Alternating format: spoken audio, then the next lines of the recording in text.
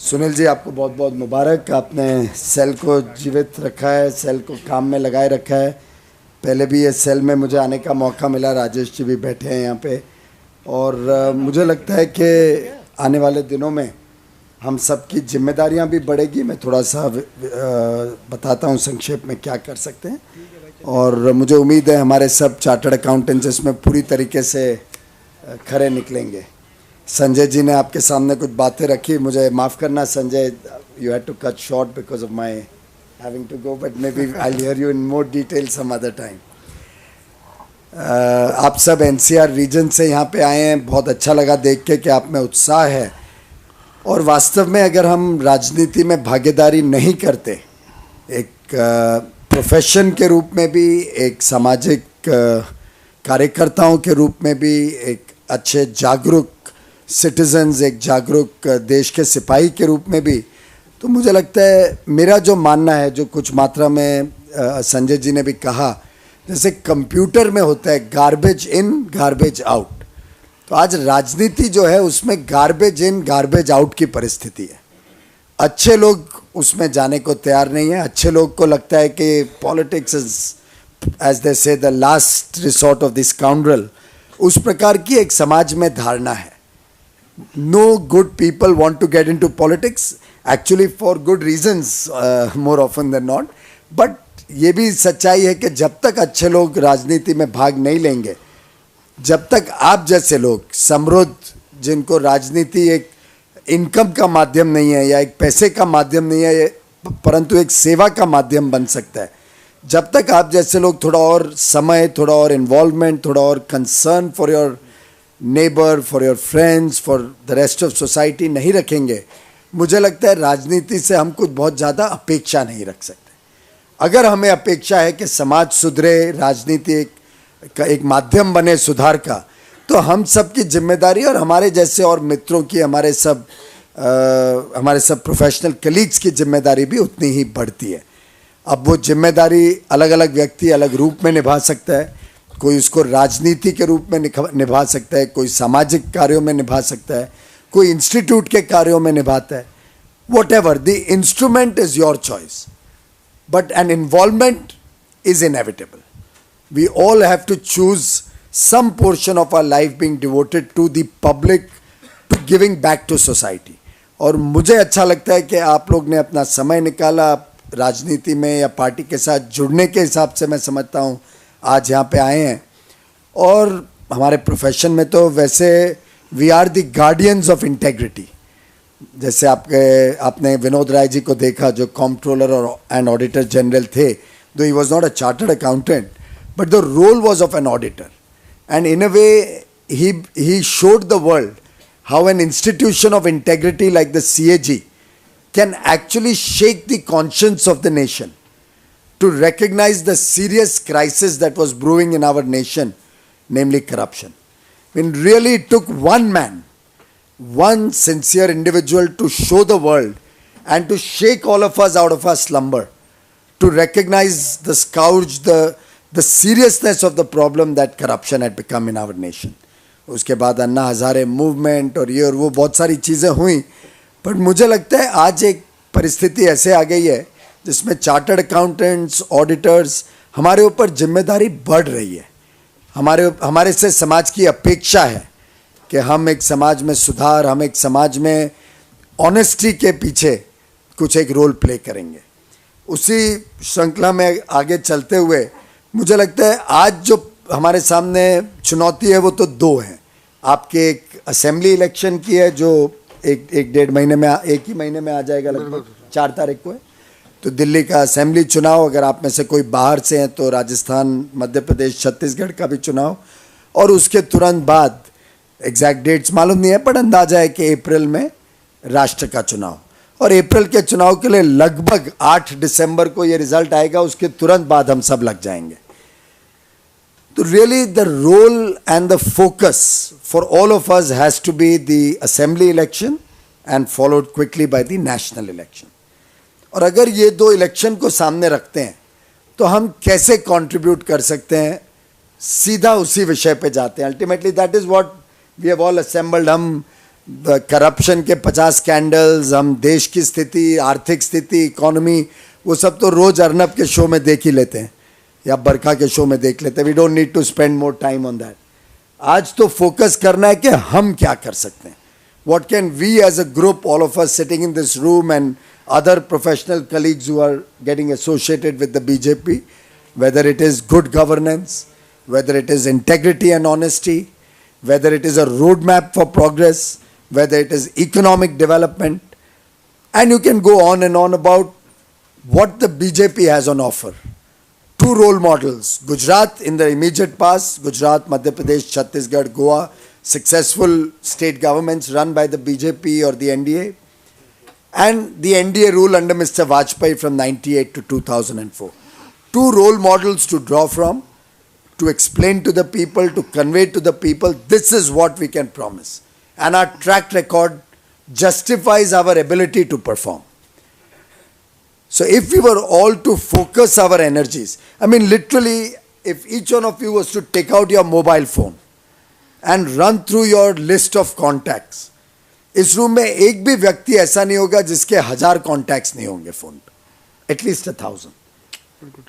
और हम यहाँ 100 लोग जो बैठे हैं, अगर हम 100 लोग अपने अपने मोबाइल फोन के 1000 कॉन्टैक्ट्स को पकड़ लें और थोड़ा बहुत 20-25% ओवरलैप भी निकाल दे, तो 75,000 लोगों की रीच इस रूम में बैठी है.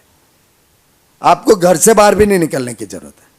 आप घर बैठे अगर 75,000 फोन इस रूम के माध्यम से हो जाते हैं, हम एक एक जना 400, 500, 600 फोन ढूंढते हैं कौन कौन इसमें मित्र हैं, कौन कौन हमारे बिल्डिंग में रहते हैं, आजू बाजू में रहते हैं, रिश्तेदार कौन है, क्लाइंट्स कौन है, हमारी कंपनी में कौन काम कर रहा है, सप्लायर्स कौन है, हम उन्हीं को पकड़ लें तो each one of us can easily have an outreach to 400-500 people. और अगर उनसे हम बात करके चेक करते हैं कि भाई आपके परिवार के सब सदस्य वोटर बने हैं कि नहीं, आपकी क्या धारणा है आगे आने वाले चुनाव में, आप अपना वोट व्यर्थ करना चाहते हैं कोई ऐसी पार्टी को देके जो वोट कटर बनेगा लेकिन कोई देश में क्रांति नहीं ला सकेगा, या आप चाहते हैं कि एक ऐसी पार्टी आए जो केंद्र में, प्रदेश में यूनिफॉर्मली एक्ट करके सुधार के रूप में जाए, एक पार्टी जिसका ट्रैक रिकॉर्ड प्रूवन है, एक लीडरशिप जिसने गवर्न किया है, जो सिर्फ ख्वाबी पुलाव नहीं आपको पेश कर रहा है.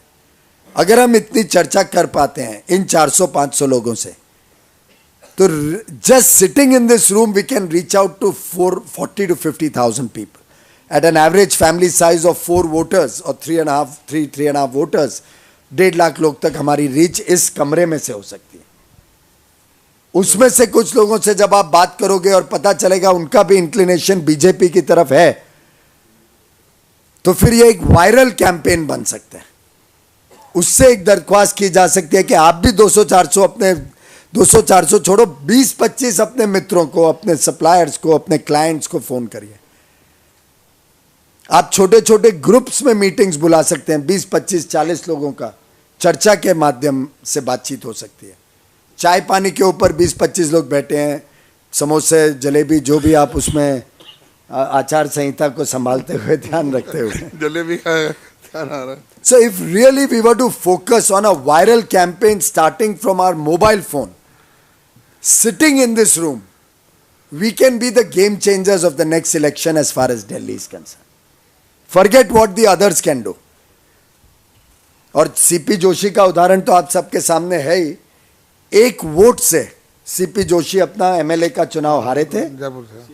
नॉर्मल कोर्स में वो सीएम होते, उसके बदले और किसी को सीएम बनने का मौका मिला. नहीं, उन्होंने अपनी वाइफ को रोका, वोट देने जा रही थी, बोला आप रुको रुको, कोई बात नहीं, चिंता नहीं है. तो अगर वो ही दे देती वोट, तो every vote has a value.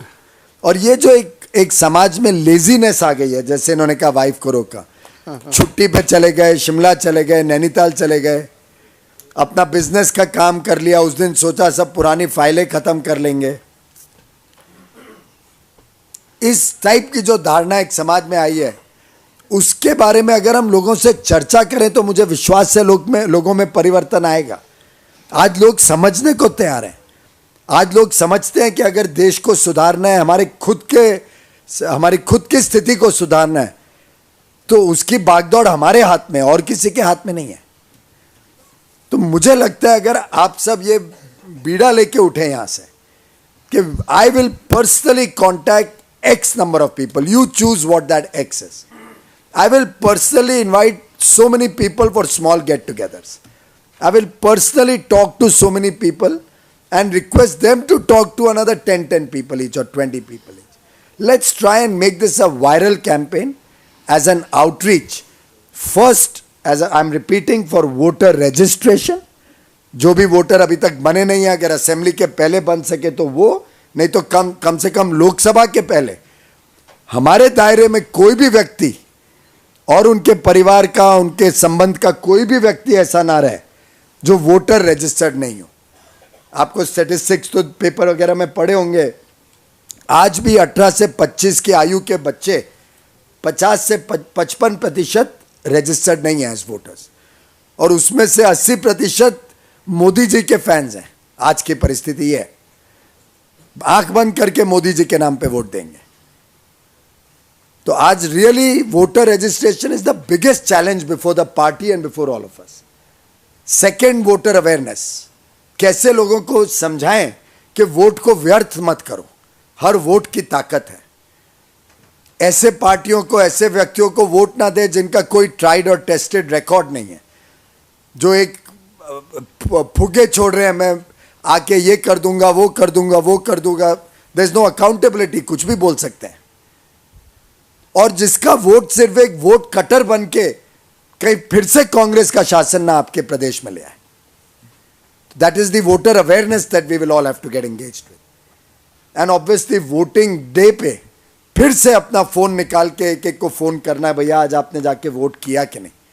अगर हमने ये कर लिया, दिल्ली में जितने वोटर हैं, और आई एम श्योर आप लोगों ने इतना तो अभी तक समझ लिया, पिछले 8-10 चुनाव के रिजल्ट जो इतना एनालिसिस टीवी पे हम देखते हैं कि आजकल 2-4%, 5% स्विंग जब होता है वोट का, उसी में हार जीत का फैसला होता है। अब उत्तराखंड जैसी जगह में तो 2 लाख वोट, 2 लाख भी नहीं, शायद आई थिंक 40-50 हजार वोट इधर उधर होते हैं तो सत्ता बदल जाती है। दिल्ली में शायद हो सकता है 2-3 लाख पे सत्ता बदलती हो।